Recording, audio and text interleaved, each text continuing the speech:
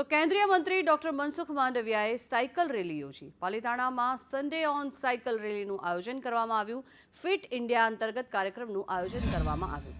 બજરંગદાસ સર્કલથી તળેટી સુધી સાયકલ યાત્રા યોજવામાં આવી, જેમાં મોટી સંખ્યામાં સફાઈ કર્મીઓ અને એનએસએસના યુવાનો પણ જોડાયા હતા।